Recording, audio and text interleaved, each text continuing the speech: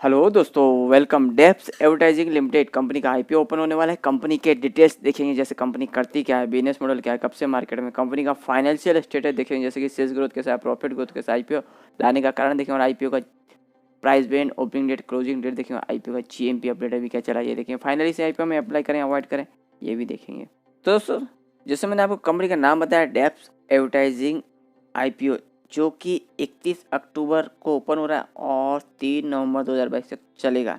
अभी कंपनी करती क्या है और कब से मार्केट में, तो कंपनी की स्थापना अप्रैल 1999 में हुई, यानी कि कंपनी का मार्केट में 23 साल से भी ज़्यादा से प्रेजेंस है। और अभी कंपनी करती क्या है, जैसे कि कंपनी के नाम से ही पता चलता है, कंपनी एक एडवर्टाइजिंग कंपनी है जो कि एडवर्टाइज सर्विसेज प्रोवाइड करती है कॉरपोरेट सेक्टर को। तो यहाँ पे कंपनी की अलग अलग ऑफर रेंज है। कंपनी अलग अलग प्रकार से यहाँ पे एडवर्टाइजिंग प्रोवाइड करती है, एडवर्टाइजिंग सर्विसेज देती है, जैसे कि प्रिंट मीडिया हुआ, electronic media, outdoor media services भी देती है कंपनी। आउटडोर मीडिया में कंपनी न्यूज़पेपर हुआ, ब्रोशर हुआ, magazine, television channel, FM channel और डिस्प्ले ऑफ आउटडोर होर्डिंग जो रहता है रोड पे हमें देखने को मिलता है, बड़े बड़े होर्डिंग रहते हैं। और भी यहाँ पे और भी तरीकों के थ्रू यहाँ पे कंपनी एडवर्टाइजिंग सर्विसेज देती है। अभी यहाँ पे भी देखेंगे आप, ये एक एडवर्टाइजिंग है, इस टाइप की एडवर्टाइज कंपनी प्रोवाइड करती है। तो यहाँ पे अलग अलग रेंज के, यहाँ पे अलग अलग प्रकार से यहाँ कंपनी एडवर्टाइजिंग सर्विसेज प्रोवाइड करती है। और कंपनी के कस्टमर्स में, क्लाइंट्स में, कंपनी के वेरियस बिजनेस सेक्टर से, अलग अलग फील्ड से कंपनी के कस्टमर्स हैं, जैसे construction, education, electronic, automobile, FMCG, jewellery, apparels, insurance, housing, hospital, financial services providers और एविएशन, गवर्नमेंट ऑर्गेनाइजेशन भी यहाँ कंपनी के क्लाइंट बेस में है। तो अच्छा खासा कंपनी का क्लाइंट बेस है और अलग अलग यहाँ पे तरह से कंपनी एडवर्टाइजिंग करती है।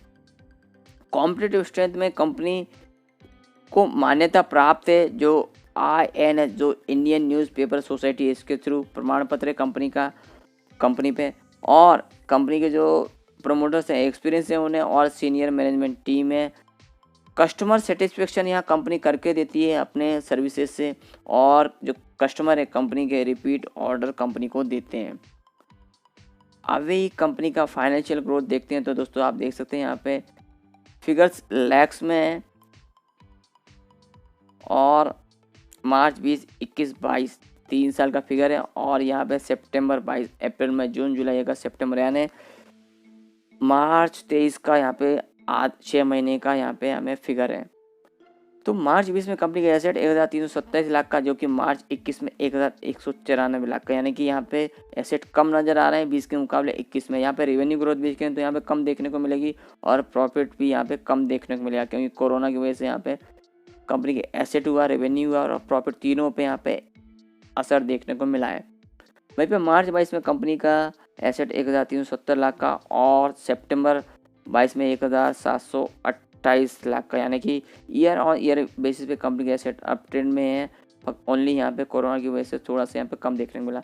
रेवेन्यू ग्रोथ देखें तो मार्च 20 में 2037 लाख का, जो कि मार्च 21 में 803 लाख का और मार्च 22 में 1870 लाख का। और यहाँ पे 6 महीने में ही देखेंगे दोस्तों 1466 लाख का, यानी कि यहाँ पे लगभग मार्च 23 में 3000 के करीब कंपनी का रेवेन्यू ग्रोथ देखने को मिलेगा। और प्रॉफिट देखें तो मार्च 20 में लगभग 40 लाख का और मार्च 21 में यहाँ पे ओनली 10 लाख का प्रॉफिट रह गया है। मार्च 22 में दोबारा कंपनी का प्रॉफिट अप ट्रेंड में गया 109 लाख का और सितंबर 22 तक 87 लाख का, यानी कि यहाँ पे कंपनी का प्रॉफिट 160-170 लाख के करीब नज़र आता हुआ दिखेगा मार्च 23 में। यानी कि कंपनी का प्रॉफिट ग्रोथ भी अप ट्रेंड में तो बोल सकते हैं, ईयर ऑन ईयर बेसिस पे, और रेवेन्यू ग्रोथ भी अप ट्रेंड में है।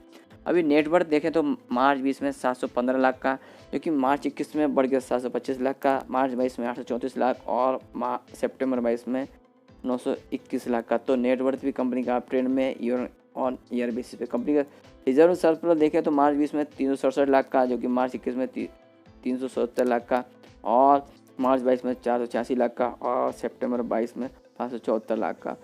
तो यहाँ पर रिजर्व और सरप्लस भी कंपनी के ईयर ऑन ईयर बेस से अप ट्रेंड में। और कंपनी का कर्ज देखें तो 183 लाख का, जो कि मार्च 20 में, मार्च 21 में कंपनी ने यहाँ कर्ज कम किया 123 लाख का, जबकि कोरोना इम्पैक्ट होते हुए भी कंपनी ने अपना कर्ज कम किया है। और मार्च 22 में और भी कम किया 41.29 लाख का। पर यहाँ पे दोस्तों सितंबर 22 में देखें तो कंपनी का कर्ज दोबारा अप ट्रेंड में गया 218 लाख का। तो ओवरऑल देखें कंपनी का फाइनेंशियल अच्छा है और company year on year basis पे अप ट्रेंड में ग्रोथ कर रही है। IPO लाने का रीज़न तो कंपनी का बोलना है, कंपनी को फंडिंग रिक्वायरमेंट है, वर्किंग कैपिटल रिक्वायरमेंट का। तो इससे जो IPO से पैसा आएगा उससे यहाँ पे इसको फुलफिल करेगी। और जनरल कॉर्पोरेट पर्पस, तो ये कुछ ज़्यादा से कुछ खास पर्पस नहीं है। कंपनी एक्सपेंशन वगैरह बिजनेस ग्रोथ के लिए ये पैसा यूज़ करने वाली नहीं है। तो जनरल पर्पस है, वही पर्पस है। IPO 31 अक्टूबर को ओपन हो रहा है और 3 नवंबर 2022 तक चलेगा। फेस वैल्यू 10 रुपये पर शेयर का है और IPO का प्राइस 30 रुपये पर शेयर है। लॉट साइज 4000 शेयर्स का है। इशू साइज 5.10 करोड़ का, जो कि टोटल फ्रेश है। Issue type fix price issue है, जो कि लिस्टिंग होगा BSE एज SME और NII जिसे में HNI कैटेगरी बोलते हैं 50% का अलॉटमेंट रखा गया, जबकि रिटेल कैटेगरी लिए भी 50% का अलॉटमेंट रखा गया है। और कंपनी के प्रोमोटर्स में अखिलेश चतुर्वेदी, धर्मेश चतुर्वेदी और परेश चतुर्वेदी, ये कंपनी के प्रोमोटर्स में। टेंटेटिव टाइम टेबल में 31 अक्टूबर को IPO ओपन, 3 नवंबर तक चलेगा। 9 नवंबर को अलॉटमेंट, 10 नवंबर को रिफंड, 11 नवंबर को डीमैट अकाउंट में शेयर क्रेडिट और 14 नवंबर को लिस्टिंग। और हम जैसे रिटेल इन्वेस्टर कितने अप्लाई कर सकते हैं? Minimum 1 lot, maximum 1 lot. 1 lot में 4000 शेयर, जिसके लिए 1,20,000 अमाउंट इन्वेस्टमेंट में लगेगा। तो दोस्तों यहाँ 1.25 लाख के करीब आपका अमाउंट इन्वेस्टमेंट में लगने वाला है। तो अच्छे खासे यहाँ पे और भी रिस्क बढ़ जाती है। और IPO के पहले प्रोमोटर्स का होल्डिंग 96.66%, IPO के बाद 64.91% रहेगा। और अभी कंपनी के IPO में हम अप्लाई करें तो कंपनी के एड्रेस हमें पता होना चाहिए। तो दोस्तों देख सकते हैं द मॉल, कानपुर, उत्तर प्रदेश का एड्रेस है। Phone number, email ID, website आप और भी डिटेल यहाँ कंपनी की चेक कर सकते हैं। और रजिस्ट्रार कंपनी का big share services private limited, phone number, email ID और रजिस्ट्रार का वेबसाइट हमें अलॉटमेंट स्टेटस चेक करने के लिए उपयोग पड़ेगा। देखते हैं GMP अपडेट।